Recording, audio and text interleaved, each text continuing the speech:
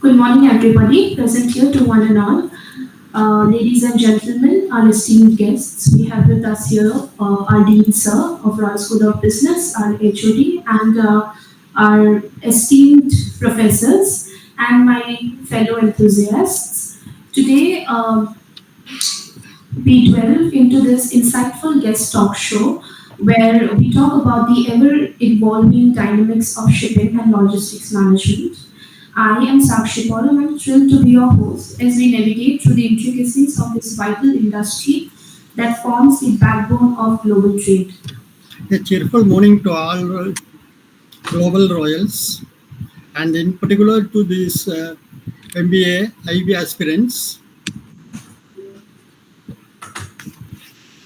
So, I'm very much thankful to this and Royal Global University Guwahati to extend their invitation, and my immense pleasure to Dr. George Paul, your dean.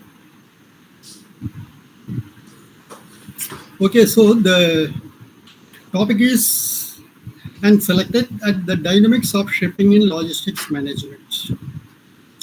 Shipping and logistics management. So I hope most of you have the clear definition of logistics, right?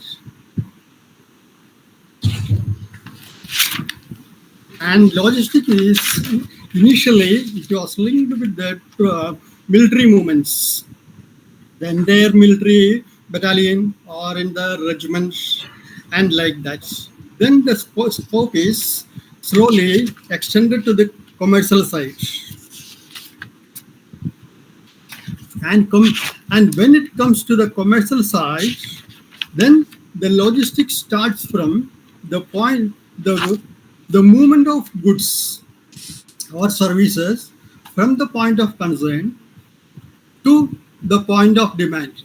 So all the activities involved during this process, during the chain of actions, can be termed as logistics. So sometimes it may come to a logistics for a pizza, and if you are ordering a pizza, then for you the logistic is it is receiving from the ordering the Pizza Hut their platform, then making the payments. After that, it will reach your home. So that is the logistics. So the supply chain is the difference between the supply chain and the logistic is clearly the supply chain is the entire sourcing from the point of initiation to the end user, final end user. That is the difference between logistics and supply chain. And logistics mainly comes to people are, and sometimes it is undermined to only the transportation. Of course, transportation leads to around 60 to 70% of the logistic cost. Hence, we are concerned with the transportation part. The large part is our transportation. Then comes to the procurement process. Then the transportation. Then if it is required, it is warehousing. Then shipping.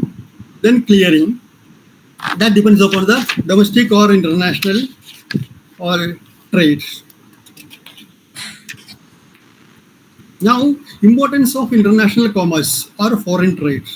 The cross-border exchange of goods and services under the notion that the global resources are unevenly distributed and leads to economical and social interdependency, geographically scattered societies. That means the limited global resources available in the Mother Earth is unevenly distributed. And this cause necessitated an interdependency of geographically scattered societies. And societies are also not in a single society. It is scattered across the globe. So every cross-border deal. Now, what is or international commerce or foreign trade or export and import? It is nothing but the cross-border movement of goods and services from one territory to another. Then then what will happen? Every cross-border trade, there will be a trade deal, means selling or buying and selling process. Then it comes to the transportation process. Then and selling and buying will start from the shipper or the seller to the buyer. Then the transportation may be arranged either by the seller or the shipper, both or seller or the buyer. So then the third one, the payment. The payment is moving from buyer to seller. So these are the three main activities in every international business or commerce or exports and imports. And imports means it is entering into the territory, and export it is or exiting that territory. Now the trade, the advantages of trade. It is an essential factor to raise living standard, providing better employment, and a large population can enjoy great variety and quality of goods at a competitive price. Then it will lead to optimization of the global resources. Why? It is optimally or evenly distributed than associated societies. Then it's an access to advanced technology, and that's where we are taking the technological advantage. If it is happening in Singapore or in the or Western countries or in the US or Japan, the advanced technology can be imported. So this will make a tremendous change in our trade pattern. Then and national economies with strong international trade have become more and more prosperous. It's a or scientifically proved, or we can see all the developed countries are export-oriented companies, export-oriented nations and territories. So they are getting more. Now, what is the economic rationale of trade? The economic rationale of trade is first is the division of labor, or the Adam Smith or absolute advantage theory, right? So 70% of the foreign trade is going through this division of labor. That means if you are expert in one and product, it is better to continue you that products, and it can be sold across the globe at a competitive price. Why? I may not be an expertise in this field. Excuse me, sir. Yeah. I'm so sorry to interrupt in between, sir. I Yeah. wanted to know if the PPT is visible to you. No, I can't see the PPT. Okay, sir. Thank you.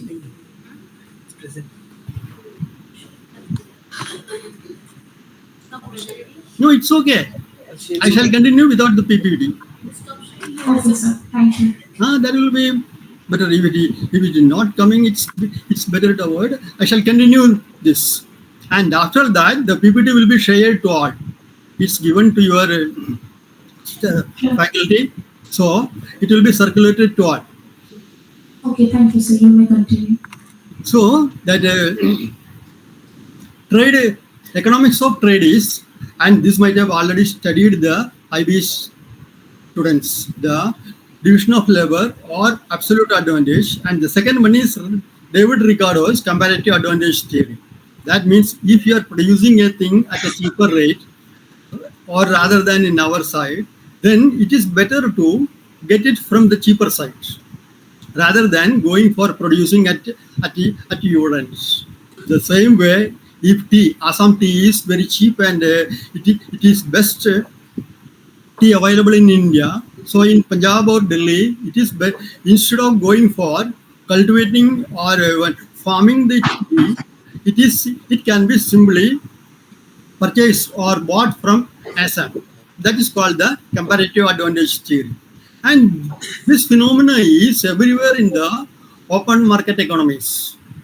If the cross-border trade is allowed, that is called open markets. And closed market, now we cannot see any closed markets. Most of the 99% markets are open. That means cross-border trade and services and even investments are appreciated from the both sides, all the sides. So that is one. Then once it is, so these are the advantages of economic rationale. Then the third one is economic logic of multilateral trade reforms. That means preferential trade, regional trade agreements, or in the free trade agreements, the closed territory or the near territories, they are forming a preferential trade or a free trade. That means it is not for all the or constitutional means. We can say that it is only constitutional trade between the particular or friendly nations. See, in the case of Asia or India, our free trade is with ASEAN countries, or in SAARC countries, it is free trade agreements. Now we recently and last year entered a trade agreement with the UAE. That means items can be and flown or simultaneously with the ease of doing business and with less tariff barriers. Now we can say what are the trade barriers. Trade barriers is the first one is transportation. Why the cross-border trade everywhere it is not a one time or in a hand to hand or in a or neck to neck or a transaction. Either the goods or services it cannot be. Now even the Pizza Hut, for the example we are giving to it, yeah, it's visible now. Okay, sir. Yeah. So in a Pizza Hut, the transportation is from the Pizza Hut to your doorstep. That is the transportation. But in a cross border, it's a lengthy one. And then the logistics comes there. First of all, we have to take it from the or factory or the business site or the warehouse. Then this is to be cleared by the customs or the central excise first, domestic clearance, then the or cross-border clearance. Then it will be transported by the main line is shipping. Then it will go to the other side. Again, it is customs cleared and coming to the buyers or domestic markets. So this entire process, we can say that or logistics in an international trade. But here also again, it comes to the large chunk is going for the transportation costs. Now the transportation, the magnificence or the importance of transportation in trade. And transportation ensured the timely availability of goods and services at the point demanded. So, in fact, it is a facilitator and plays a significant role in the entire supply chain, either in the domestic or cross-border. Why? The buyer and sellers are not in the same market or not in the same vicinity, and the market means where the place where goods and services are sold and bought. So if both are not in there is a distance, then the transportation will come to the significant role. Then the goods or services in demand as assumed to be moved very fast, safe, efficient, and absolutely low freight to deliver the destination point, in which the transport economics is caught in the vertex of time, cost, and reliability of delivery. Thus, in that way, transport, social cohesion, and the economy are strongly co-webbed. Intertwined. Transportation is more, and then the economics of transportation or the rationale of transportation or the is the distance from the higher supply to the lower supply, the price differential between the higher supply to the lower supply must be at least equal to the freight or transportation costs. Then only the transportation or trade will take place. Otherwise, it is very difficult. If the price differential of both markets, higher end and the higher supply ends to the lower supply ends, the price difference, it should be at least equal to the cost of transportation or the freight. Then this is the economics of transportation. So foreign trade is again the main barrier is the transportation costs. Now, how we can minimize the transportation cost? We have to select a cheap mode of transportation, cheap and efficient mode. So, then the global maritime transport.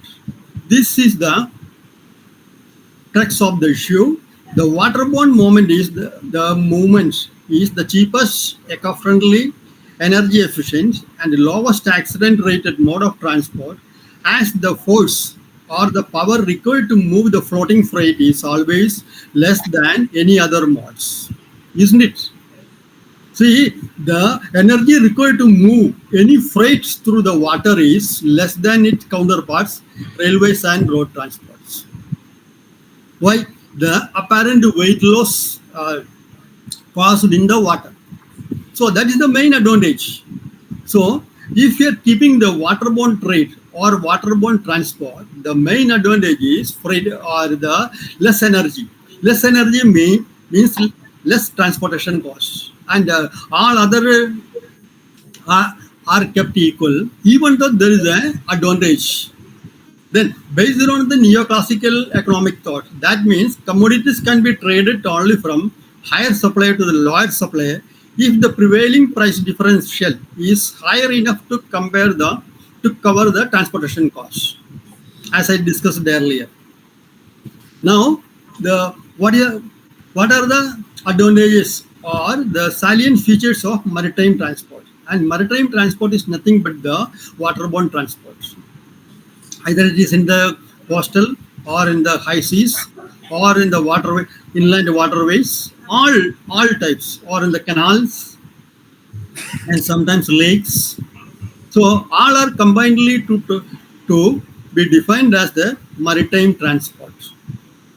So now the salient features of maritime transport. See, almost all sea routes are no or require no heavy capital expenditure for construction and maintenance, barring the maritime choke points like the Suez Canal and Panama Canal locks, isn't it? See, that day the Mother Earth is blessed with water. 70% of the water covers the Mother Earth. That means the water transport is blessed. We are blessed with the water transport. So much capital investment is not required for the sea routes as compared with the railway. You take a railway, it's a very high cost. It comes around 1 kilometer, comes around 25 to 30 crore. But here it is very cheap, no investment at all. Then, except some choke points, of course, the global maritime sea routes have some choke points. Choke points means there is no open sea. And the first one is our Suez Canal. And Suez Canal with the Mediterranean to the linking Atlantic Ocean to Indian Ocean through Mediterranean. Right? The same way, another one is Panama Canal. And Panama Canal is between Atlantic to Pacific Ocean. It is near in the South America, Panama. It's a lock. Then you may aware about the locking system. And Suez Canal is a ground level. There is no locking system. But in Panama Canal, it's a locking arrangements. Why? The Pacific Ocean and Atlantic Oceans are in the different heights. So every movement from every transit from Atlantic to Pacific or Pacific to Atlantic, this will take, the ship will be or 30 foot either raised then lowered to reach the other end. And this is happening through three locks. Every 90 every or section there will be a lock, then the water will be taken into that lock, then it will be closed, then the ship will be raised by pumping out the water from there, it will be rowed. So this is a consecutive or activities. This is called a choke points. Then the third one is Malacca Strait. Malacca Strait is again with the Bay of Bengal or the Indian Ocean to Pacific Ocean. So there we have to spend capital expenditure is there. Then the same way Shipping companies are virtually freed from investing terminal facilities, which are commonly offered and maintained by port authorities and other agencies on charged basis. That means the capital independence, right? See, shipping companies are supposed to invest only in the ship itself, and all other services are rendered by third parties. Then, being a third party business model, if one route is not profitable, the ship can be diverted into other routes. That's again a most advantage. The capital mobility is secured. If, if one route, this one forest route is not economical to me or profitable to me, I can change into the or western route. Why there is no restriction? But in the case of a road or a rail, if one rail is not one profitable, we cannot change it. Why? The initial investment cost is too high. So these are the or salient features. Then it is the only competitive industry assimilated with international trade and economy, right? And here the discrete laws and even procedures and even regulators are involved. Shipping is the only truly international colored industry. It is coming under different rules and regulatory bodies, and even procedural applications. These things are very complicated in the international trade. Now, major laws governing foreign trade. It is for India. Now we are coming to the Indian side. What are the India is an investment or foreign trade friendly nation. We are making some yes to India is and pursuing an export oriented trade policy. So it is an open economy. So we are the Ministry of Industry. They opened a special or division in Department of Commerce. It is logistics division. Now the major laws. One is, and the first law is foreign trade law, FTP, foreign trade policy. It is governed by Ministry of Commerce. They are making the procedures and rules and regulation for the foreign trade. So that is called the FTP, and which will be reviewed in every 10 years. Then, so that law is for goods and services movements. So goods and services movements are regulated or facilitated through foreign trade policy. That means from export. Then the second one is FEMA. It is foreign exchange management. That means the reverse flow of money from the other territory between the territories. That is controlled by imports or FEMA. That means our Reserve Bank of Indian Central Bank, that is the Reserve Bank of India, they are looking after and they are entrusted that laws. Foreign Exchange Management Acts. Exim procedures, that means or export proceeds, the payments and the import transactions and the forex routing. So these are comes under that. Then the cross-border trade is again, one is trade facilitation, but the actual physical movement, it is controlled to the Customs Acts. Customs are the custodians or the police or the guards of territorial guards. They are controlling the cross-border movements. Now, another one is quality, inspection and quality and standards. If you are doing a business with any foreign national or even the domestic or international, the quality or the product specification, that is more important. That is to be maintained and that is to be guaranteed, for which the Export Quality and Inspection Act 1963 is involved. So standardization and the quality, everything should be comes under that law. Then the third one, now two international laws are there. That is Incoterms, means the foreign purchase and sales are governed by Incoterms, that is international commercial terms. That is or formulated and maintained by International Chamber of or Commerce. It's a Paris-based global or Chamber of Commerce. They are the custodian and the safeguarding the smooth movement of goods and services.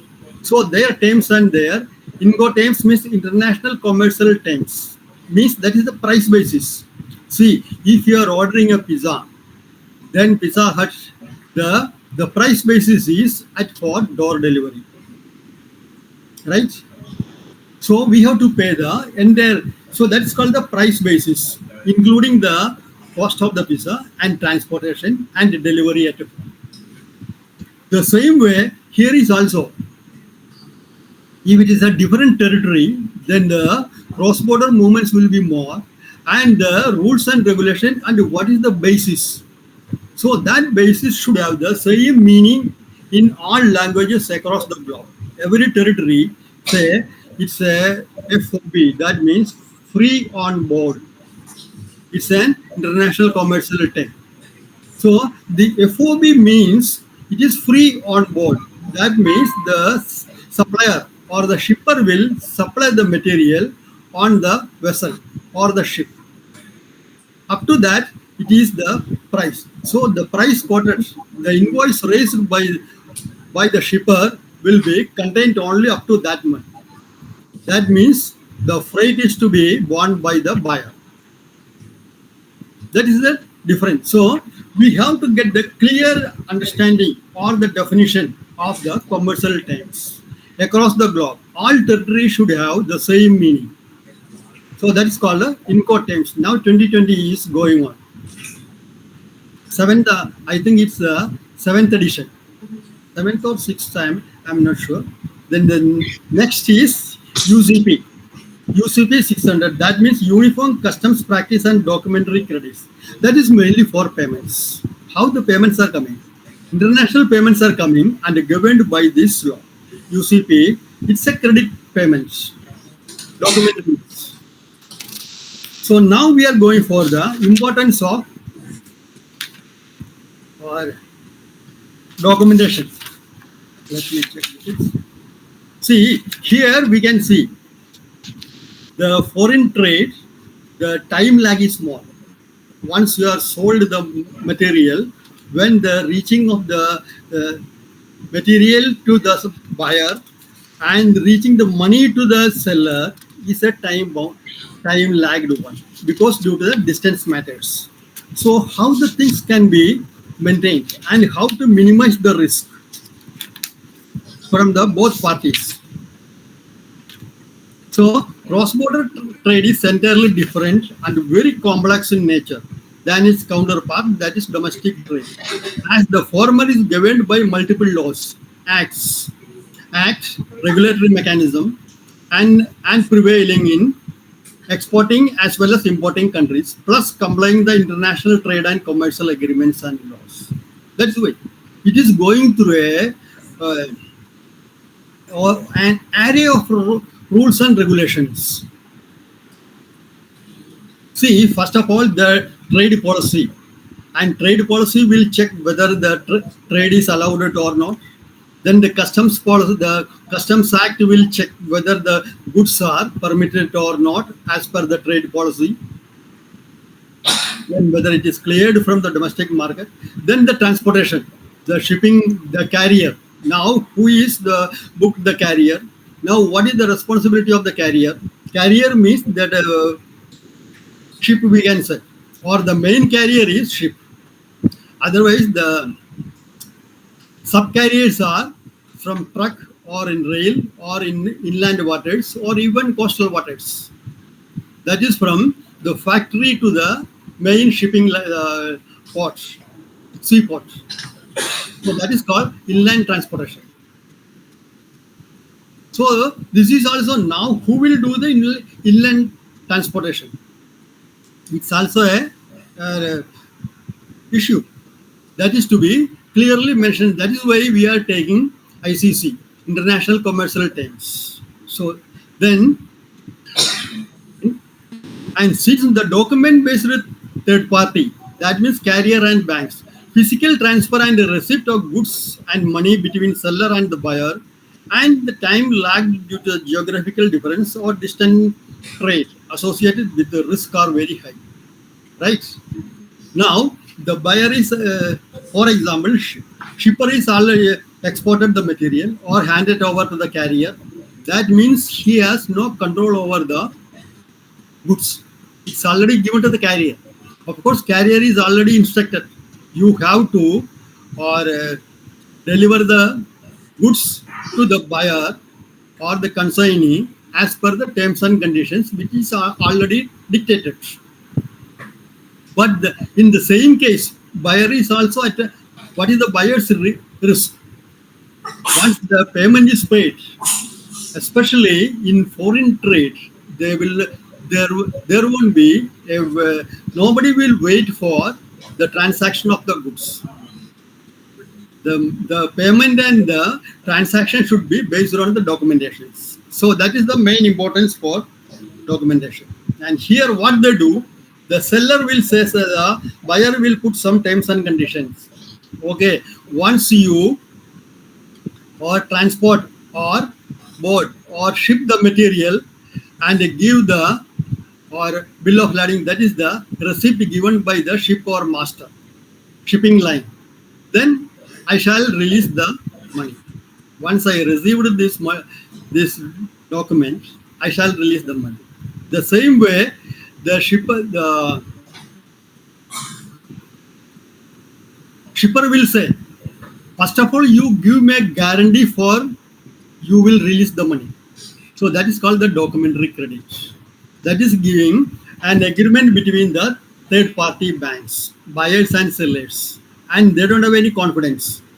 They are new. So since there is no trust between us, there is a trust deficit between buyer and seller. They will approach a third party, and that will be mostly banks, commercial banks.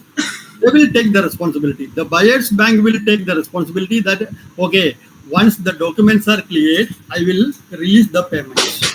Same way, the exporters or the shippers bank will say, okay, once the documents are ready, I will hand over the documents, and once the documents are or in order, you have to release the payments. So this is called this is the importance of documentation in foreign. That means physically no goods and services are moving simultaneously. Only documents are moving. 90% documents are moving. Then the last leg, the goods are receiving. And even during the voyage, once the goods are or payment is made, goods are shipped. Even if some accident can happen in the ship. So that risk is to be, again, risk mitigation is through some insurances. Many insurance companies are there. You can insure the cargo with them. So that is the risk aversion by the supplier or the buyer. That depends upon the price basis. And generally, the international commercial team are using CFR. That means cost and freight. That means the shipper or the supplier will quote the price. The price base is including the cost of the material plus the transportation cost. And transportation cost up to the port side, the buyer's port, that's all.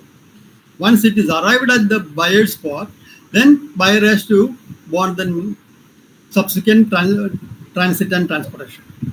So that's called CFR. And generally people we are favored and recommended for CFR. Now, the documents are categorized as a commercial and trade related documents. That means selling and buying.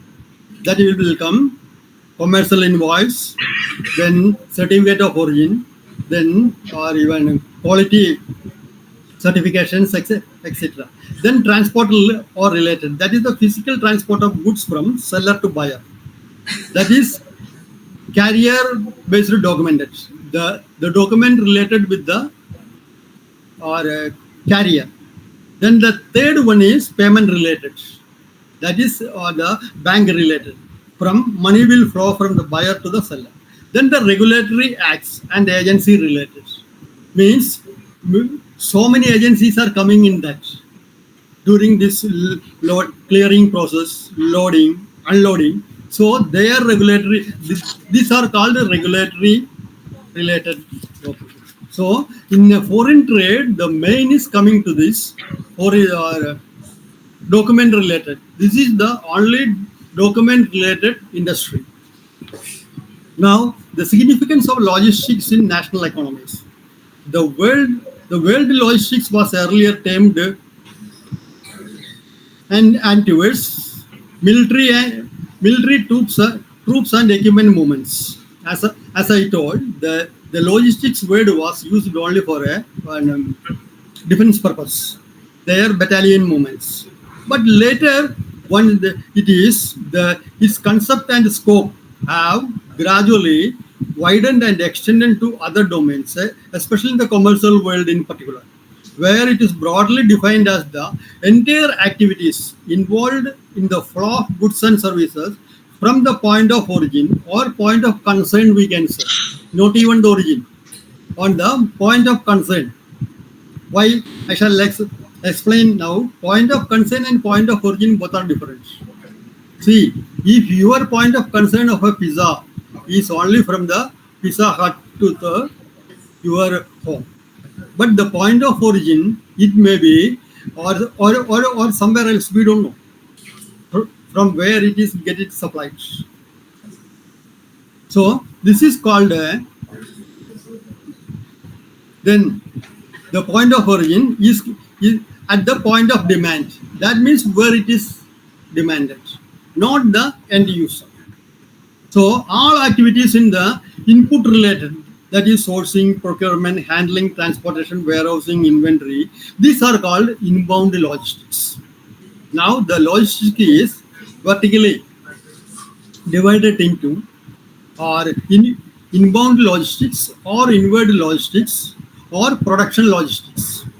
Then the outbound is called distribution or marketing logistics. So now you can say, what is the supply chain management?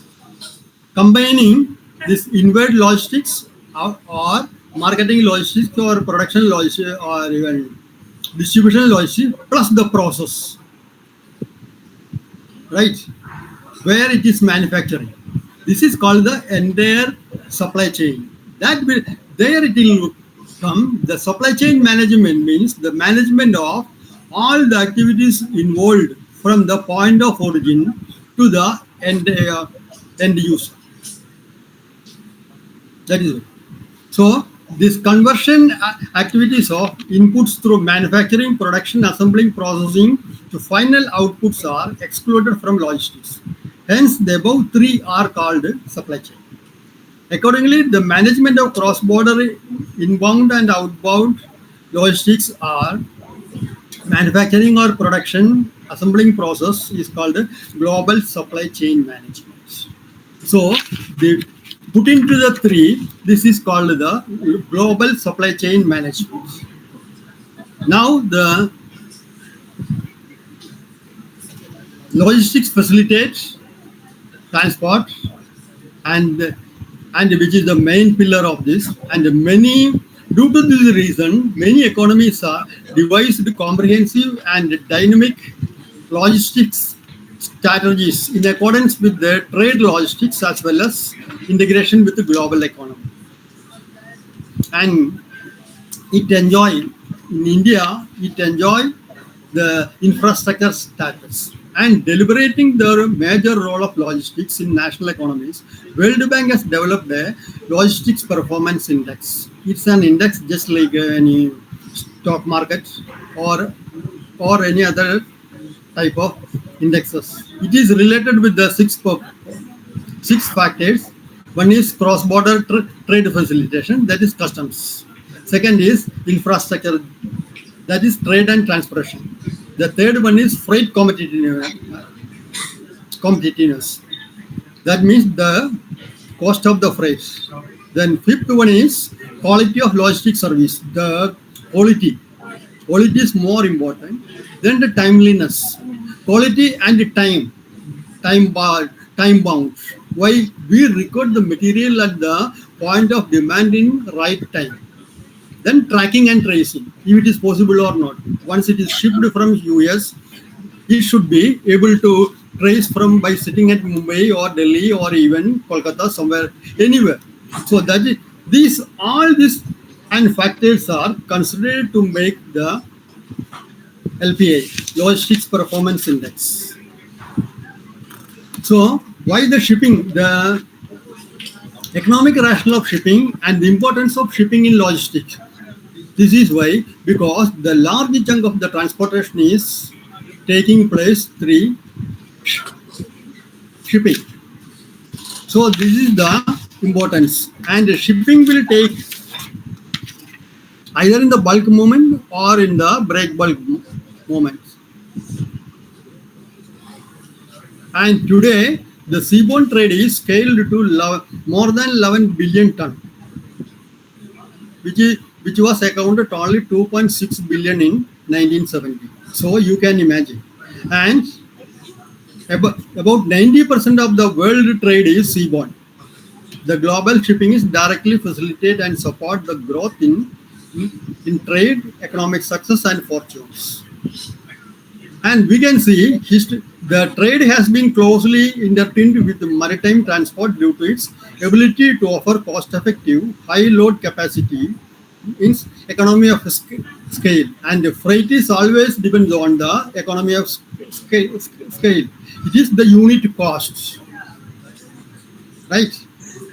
Then efficient and reliable long-distance freight movements. And further, more reliable and cheaper international transport services are one of the main features of economic globalization.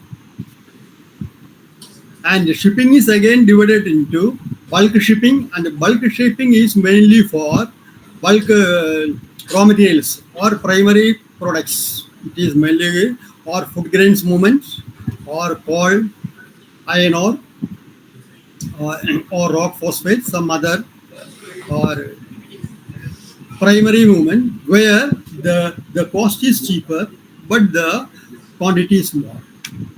Whereas in the break bulk shipping, that is in containers. And the containerization, it is for or final products. All the final products, that means, or even the computers, all electronic gadgets coming from or cross-border movements are through containers. And the advantages of containers is containers are coming to your doorstep. That means ship will come to your doorstep. Whereas in the bulk shipping, you have to go to the ship. Ship will come only to the port side. So hope that it gives a common idea or general idea about the your subject and topic. And after all, these three comes around 250 hours of class. The documentation and the shipping and logistics and international commerce. These are coming for an MBA IB students at a 75, 150 to 250 hours class. So this is focused only to get a close and a general in-depth idea about what is international commerce. So international commerce is cross-border movement of goods and services or even money, currency. So there are three activities. One is and goods and service movements, and second is money movements, and the third one is transport. That is through a carrier. So all the activities are related with these three subordinate activities: freight forwarders, then CHAs, or commercial shipping lines. These are related with the either of the three movements. Okay, thank you very much.